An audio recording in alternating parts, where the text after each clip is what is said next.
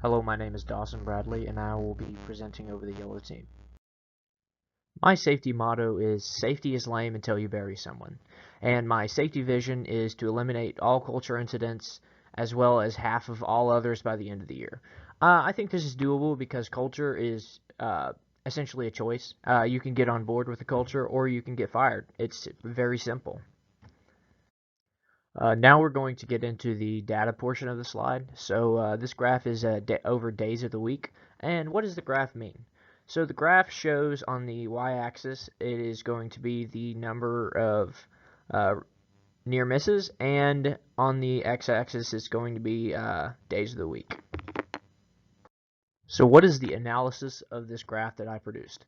So the analysis of data shows an average of 43 accidents per day of the week. However, without the two highest days, Friday and Saturday, this number shrinks down to just 36.5 for Monday through Wednesday. This is most likely due to elevated levels in traffic during those days, which puts more stress on workers, as well as seeing more staff at the weekends present, which gives access to more accidents. What is the trend seen in this graph? The trend in this graph is that more near misses tend to happen on Fridays and Saturdays. The number is 66 on Saturdays and 52 for Fridays. Where are their peaks? The peaks are on Fridays and Saturdays. The number is 66 on Saturdays and 52 for Fridays. Where are their valleys? The valleys are on Wednesdays. This could be explained by lower traffic as well as lower workforce due to lower traffic. I wanted to make sure I was correct, so I looked it up, and according to simpleflying.com, Wednesdays are in fact the least busy days at the airport. The total number of near misses occurring on Wednesday is 26, down nearly 20 near misses from the average of 43 for the entire week. So what are the problem areas or opportunities do you have? The opportunities are on the weekends. There's a larger opportunity to push safety on team members through telling them to be extra precautious on the weekends, as well as actively alert others to risks. So now we're going to move to time of day for recordables. So for the sake of simplicity, there's not going to be any odd numbers per se. If it was a half an hour, then it was rounded down to the nearest hour, and anything above that was rounded up. So there's only going to be 24 hours here on the graph. So on the x-axis we have 24 hours, and on the y-axis we're going to have the number of recordables, and they're going to meet where the data intercepts for the time of day that the recordable took place. So what is this graph? This graph was taken from travelcodex.com, and it analyzes the traffic throughout the day. So if you look over to the middle of the slide to the green portion, that will represent 0% of flights taking place during this time. If you look at the time at the very top along the green, it is between midnight and 5 a.m. where there are almost no flights. This is also significant because it correlates with our graph, which shows that there are very few near misses during this time of the day. So starting with the left of the chart with 12 a.m., the near miss rates are lowest between this time and 7 a.m. The near misses spike around 8 a.m. and continue to climb throughout the day. They reach peak at 5 p.m. before dropping down to an average of 10 between 7 p.m. and midnight. There is the possibility that the workers simply were not doing their job, and the manager just didn't care during this time of the day. However, as I presented in the data, that is unlikely. While it could be happening to some degree, it's probably due to low rate of flights and low employing rates during this time. So for time of day, what is the trend seen in this graph? The trend is the graph spiking near the busiest hours of the day and falling during times when there will be less customers and workers. Where are their peaks? The peaks are during the busiest hours of the day between 2 p.m. and 6 p.m. Where are their valleys? There are two valleys. There's a valley of 10 or less near misses, average between 8 p.m. and midnight, and there's another valley between midnight and 6 a.m. where the near misses are at 5 or less.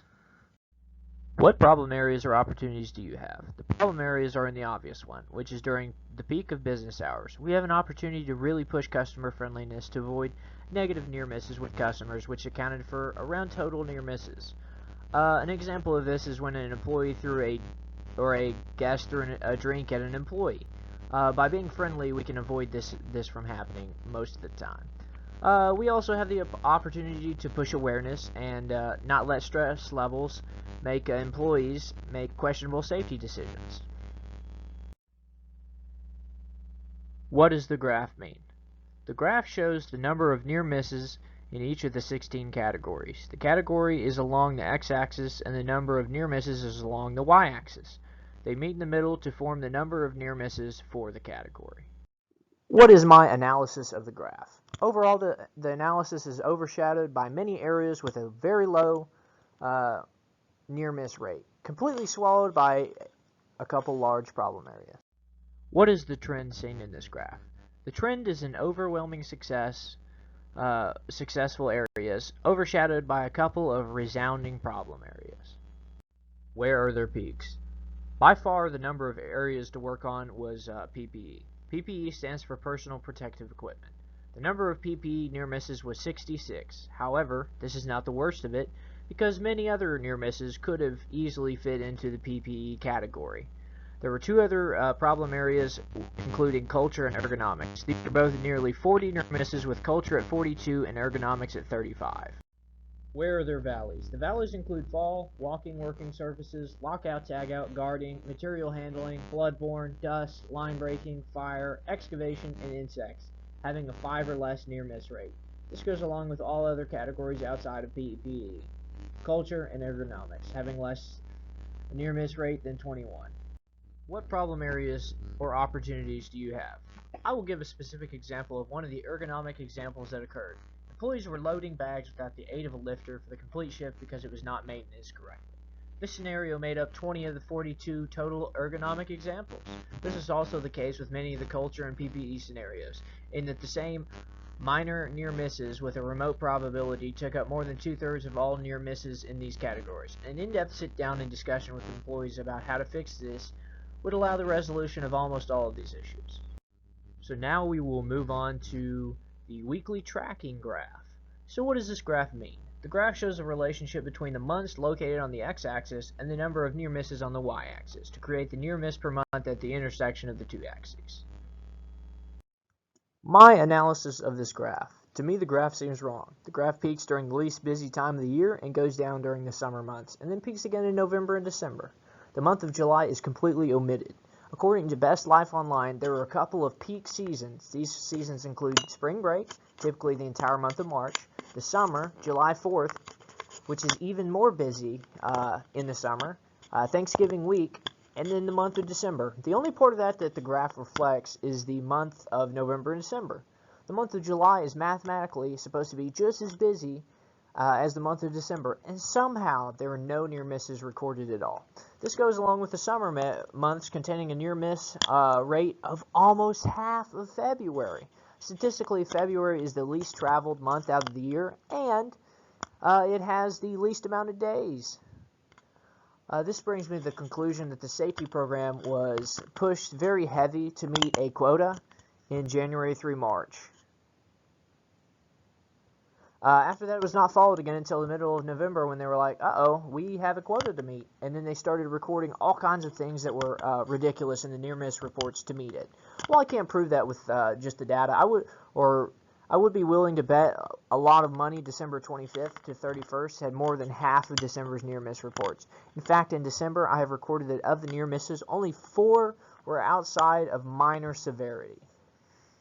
So what is the trend shown in this graph? The trend shown by the data states that the months of January and December are higher than the other months, which is supported by other airports' data for the busiest months for the month of December. But January ranked as the 6th busiest month, which begins my concern with the data.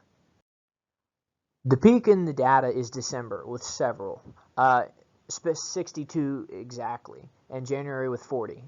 These are the only months I believe to be accurate. The overall, like a good guess, of near misses, keeping all numbers for months and putting 50 for the summer months and 60 for July based on our data of airport traffic, would put the estimate at near 430 near misses for the year. However, I think that's even conservative for a possible estimate. So where are their valleys? The entire summer, and specifically July, with 0.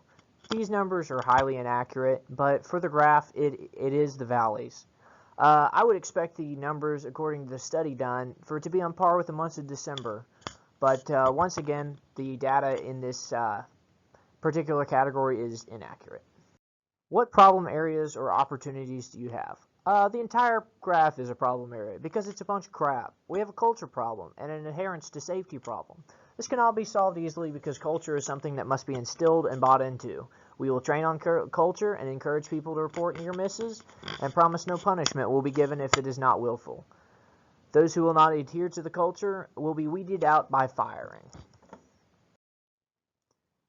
What does this graph mean? This is a graph with the total near misses, recordables, and first aids displayed in months. It shows the total number on the y-axis and the months on the x-axis. However, there is another axis which shows whether it is first aid, a recordable, or a near miss. So what is my analysis of this graph? This graph is interesting as 30% of the recordables and 40% of the first aid came in a month where there were absolutely 0 near misses. This is July, and it makes no statistical sense. So what is the trend seen in this graph? The graph has all the first aids and recordables during the summer months, which is a direct contradiction to the near-miss monthly data. So what are the peaks? The peaks were in July for recordables and first aids, and they were in December for near misses. Where are the valleys? The valleys are in the summer months for near misses and every other time for first aid and recordables. The problem areas as discussed in this month's slide. This is a bunch of bullcrap. The people just did not report near misses or recordables except during the summer. And when they did, it was someone cutting their finger for first aid. That happens probably 10 times a day with a crowd of 200 people, but it was reported one time in 1 month. That's just not accurate. So next we're going to move on to group member versus non-group member recordable data. So what does the graph mean? This is a pie chart that compares the recordable rate of group members versus non-group members. The orange shows the group members at 66 recordables, and the blue shows the non-group members at 234 recordables. What is my analysis of this graph? The group members make up only 0.02% of the employees, or 4 out of 200. They accounted for 66 out of the 300 recordables, or 22% of the recordables. This is impossible. There is literally only one way to explain this scientifically. The way to do this is to point out that they were really the only people who recorded the actual near misses that took place. Are these members on the safety team just bad employees? No, the opposite could be argued. They could be considered good employees. They are only people reporting all their near misses, while the non-group members are not adhering near to the standards that they should be. What is the trend seen in this graph? The trend is that though there are more recordables by non-group members, the rate at which they are recorded is higher by group members. Where are their peaks? The peak would be the number of near misses reported by non-group members and the percentage by the group members. Where are their valleys? The valleys would be the rate at which non-group members are reporting near misses and the overall number by group members. So what problem areas or opportunities do you have? The problem area is a reoccurring theme. This would be the culture of the company. The employees or the safety team need to figure out how to motivate employees to be honest in reporting near misses. So OIR, what does the graph mean? The graph shows the OIR rate per month. The OIR is shown on the y-axis and the months are shown on the x-axis. What is my analysis of this graph? The OIR is 0 until it gets to June, where it steadily climbs before slightly dipping in November and climbing back up a little bit in December. What is the trend seen in this graph? The trend is climbing after April. That's due to something taking place in May and June, and 2 in July, and then it'll come back down for a final one in December. So where are the peaks? There are 2 peaks. The first is going to be in June, and it's going to continue till about September, and then it's going to go down a little bit, and then it's going to peak again in December. Where are the valleys? The valleys are the first part of the year from January through April. What problem areas or opportunities do you have? I would not say OIR is a huge problem. There are only 5 recordables in the entire year, although it's probably not accurate. It's probably much like the other data where people just aren't reporting things that happen.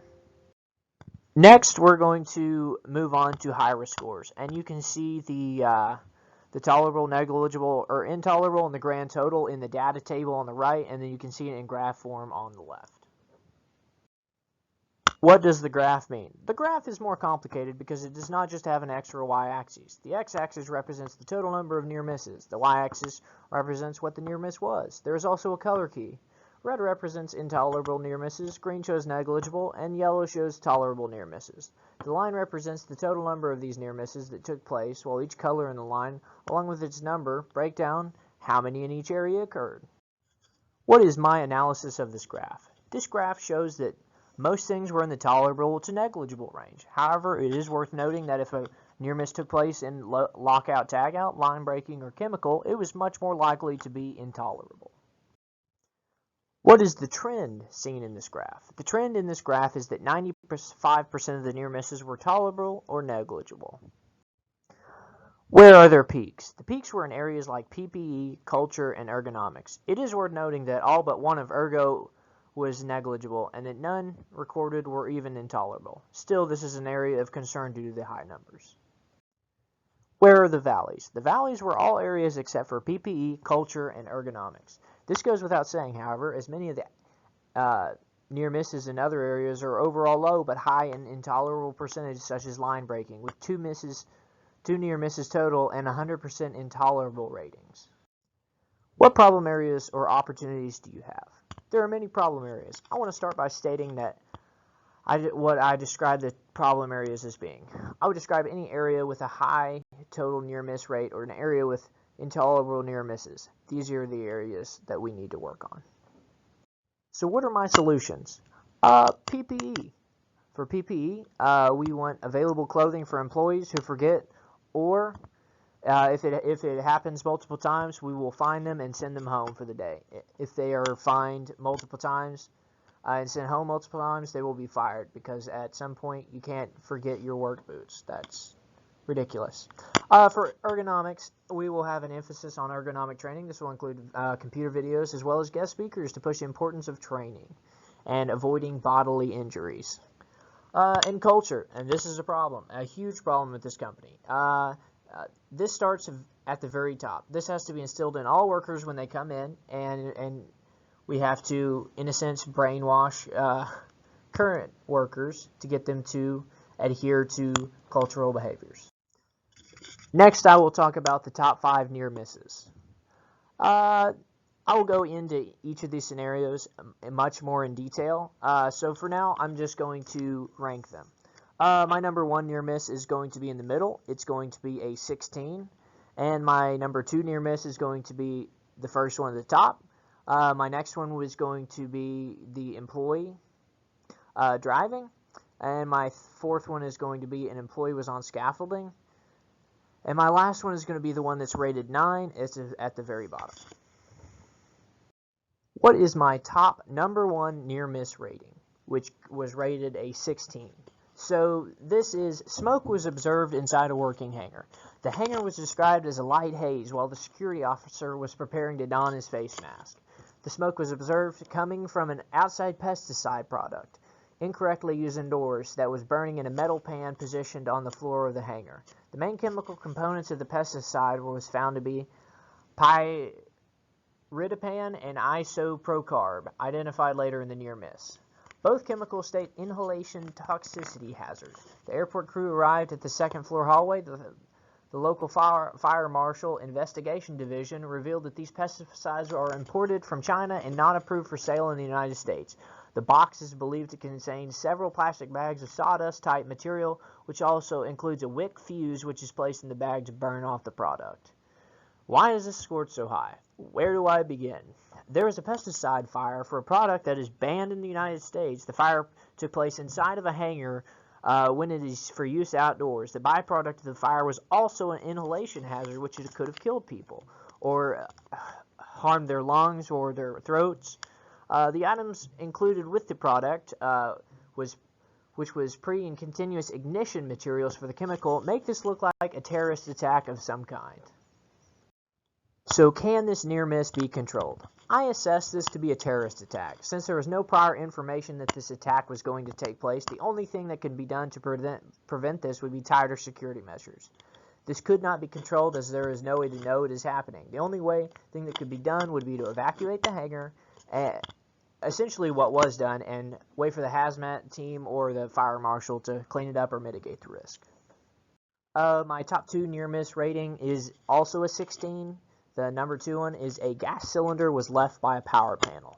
Why is this one scored so high? Well, for starters, this is basically a bomb. The probability that an accident can occur from this is high, coupled alongside a high severity, as it can cause structural damage along with potential mass casualties. Can it be controlled? Yeah, the situation can easily be avoided. You can put the gas cylinder where the gas cylinder belongs, which is not in front of the power panel. My number 3 near miss, which had a rating of 12, when the employee was driving, she was looking at her phone and nearly ran over a passenger in the crosswalk. She made a sudden stop and the well-shaken passenger continued across the road. Why did I score this one so high? The scenario occurred twice and I rated it a 12 both times. The probability for this is a 4 along with a severity of 3.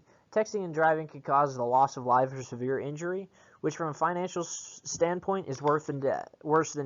However, as a safety manager, I want to take some moral responsibility and say that killing someone and losing an employee to prison for involuntary manslaughter charges is also bad. Can it be controlled? Yeah, it can. Don't text and drive.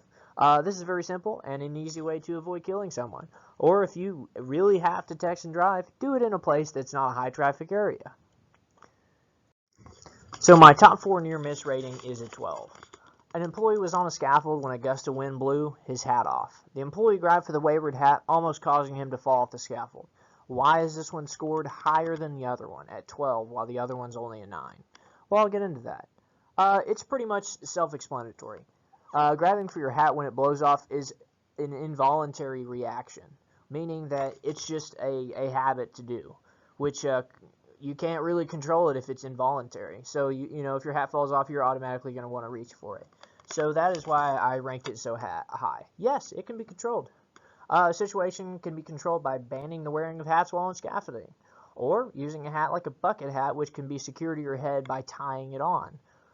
And it can also be handled by requiring a harness when using this type of equipment. My 5th near miss, which was rated a 9. An employee was on scaffolding outside of the main terminal building when cleaning windows and one side was not tied down good enough and broke loose, nearly dumping the unsuspecting employee. He should always check to make sure the scaffolding is secure.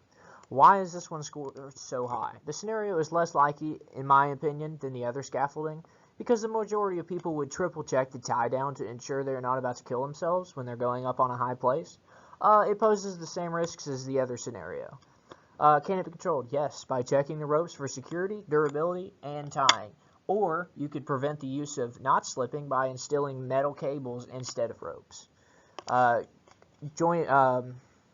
A harness might help, but if the rope slips and the whole thing falls, that's not going to be of much help. So next I will cover my RCA, or my root cause analysis, and my 5 whys. And this is going to be over my number 1 severity near miss. So the problem is that the hangar fills with smoke because of the terrorist attack. Why was there a fire in the hangar? Well, why? Well, pesticide product was used indoors incorrectly. Why? Why was the pesticide indoors? Why? Because terrorists found a way to ship it in. Why? Lax package security or allowed infiltration by terrorists to place the burning material. And why? The kindling allowed it to ignite well after it was placed in the hangar.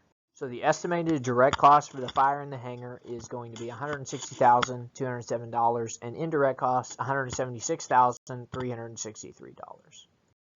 For near miss number 2, I graded it as multiple physical injuries, and that is going to be for the bomb going off.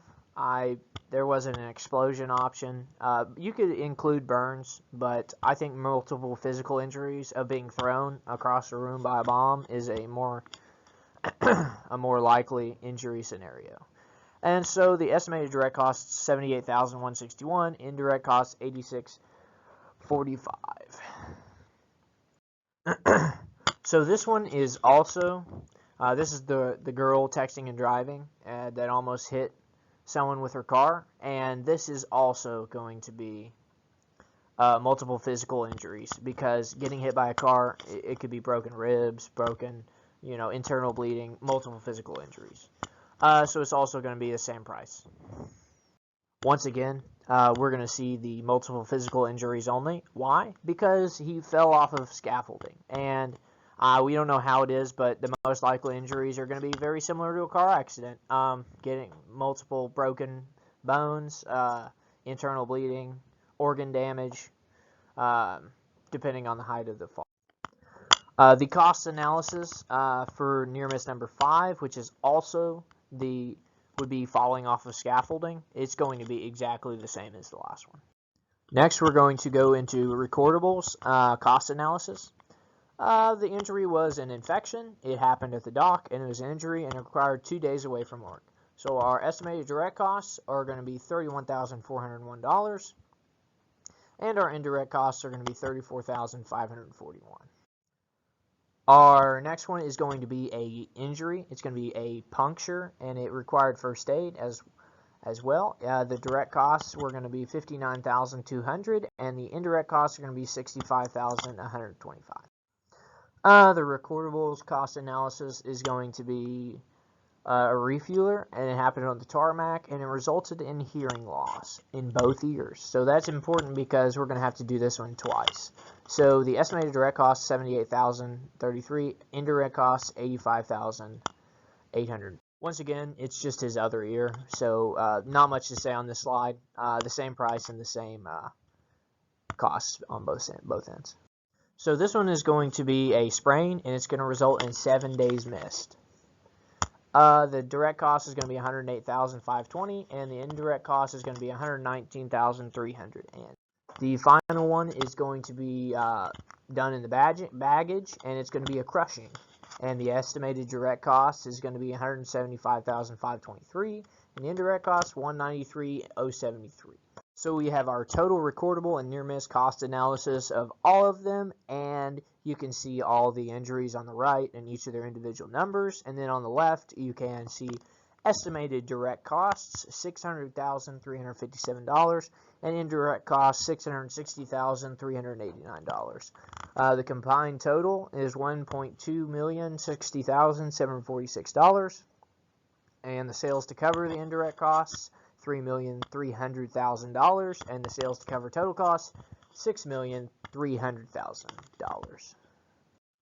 Recordables and near misses, why we should have a safety program. These numbers should not be the reason for having a safety program. The reason for having a safety program should be to help employees avoid injuries.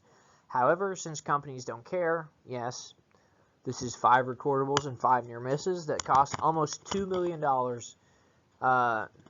in indirect and direct costs, and $6 million needed in profit or $6 million total in sales to pay for them. So you should push this to a company and think about if the other 300 near misses were to actually happen, it would cost the company a lot of money. Does it seem reasonable? Nah. Would I buy this company? Absolutely not. We haven't gotten into the OSHA 300 logs yet, but they were all done incorrectly. The 300 near misses, a lot of it was culture stuff. A lot of it was not recorded accurately. So I would avoid this company. So was the OSHA 300 log done correctly? Absolutely not. Not the 300, not the 301, not the 301A. All done wrong. So I included the 300 log, and I'm going to highlight everything that's wrong with it. So the first thing is the employee's name was included, which I excluded them because it's to maintain the privacy. This isn't necessarily an error. This is just in a presentation we got to make sure that we get rid of these. So on the 300 log, it says describe injury or illness or parts of body affected. The description is severely lacking on the injuries and how they took place. The next thing that was done incorrectly, the totals at the bottom of the page are not calculated. They failed to include the year that it took place. And I haven't mentioned this, but the yellow arrow will tell you pretty much what I'm talking about in each slide. There is a blank space for the hearing loss, when really what they should have done is just included it twice. So was the OSHA 300A log done correctly? Short answer, no. They forgot the year. They forgot the name of the employer. They completely omitted the right half of the form. And they forgot the SIC number. So for reference, the SIC number is going to be 4581, which is according to business reference. We're getting into the OSHA 301A form, which is filled out for each recordable. This one is overall not too bad, but there's no doctor information included. So we're going to see a reoccurring theme, probably in the next 3 or 4 slides, of the lacking doctor info. And this one is no different. As I stated in the last slide, there is no doctor info, and it's just Dr. Blade. You know, you could put Dr. Bradley on there if you wanted, and it would mean about the same thing. It doesn't mean anything. Yeah, this is kind of getting old because it happens on pretty much every form. There's no doctor info. This one was actually done pretty well overall. No complaints. We decided we didn't care about doctor info anymore. Yeah. So the health and wellness program. So what is the item your company will be focusing on? My company will be focusing on high cholesterol, high blood pressure, high blood glucose, overweight or obesity, and stress. What are the goals of the program? To lower blood sugar levels, obesity, high cholesterol, high blood pressure, and stress in each individual that takes part of it. So what is your program? My plan is to attack all categories by implementing a drink, more water, and coffee plan. Soda can be addictive because it has caffeine. It also contains high sugar, making it unhealthy. However, caffeine is what keeps people addicted to these sodas many times. Caffeine is also present in coffee, but without the sugar, it adds benefits as opposed to side effects. It can boost your metabolism. That is why I want to implement it alongside a 6 bottles of water per day water program. So what does it involve? It involves any employees that would like to take part in it. So what do employees do? I would like for all employees to drink 6 glasses of water throughout the workday and 1 cup of coffee. Why? Coffee leads to better productivity and a boost in your metabolism. Water helps to keep the system moving, and it also increases your metabolism. It has been shown to help with diabetes, stress, heart disease, and obesity. So where and when? Every day in the office, my employees will be given the option to take part in an optional health program. How? At the end of the day, they turn in 6 bottles of water. They will be given a mark. Every day, empty bottles of water. Every day they turn an empty coffee cup, they will be given another mark. Upon completing 5 marks, they will receive 1 free hour of paid vacation time. So to put that in perspective, if 6 bottles of water and 1 cup of coffee were turned in each day, that would be 10 marks, or equivalent to 2 hours of vacation time. Paid vacation time that they otherwise would not have received. So how will I measure the results? The easiest way will be to analyze everyone in the company beforehand and afterwards who wants to participate or doesn't want to participate. Just a routine physical for the company before and after. Then we can compare the high achievers confidentially. No one will know other than the doctor. We can compare the high achievers confidentially between participators and non-participators. And the high achievers and we want to see just how much the disparity is between the high achievers, the sometimes achievers, and the non-participants. And we can analyze that way just how effective the program is. These are the sources that I use, the days of the week slides, month slides, time of day, and the SIC. Thank you, and this has been my presentation.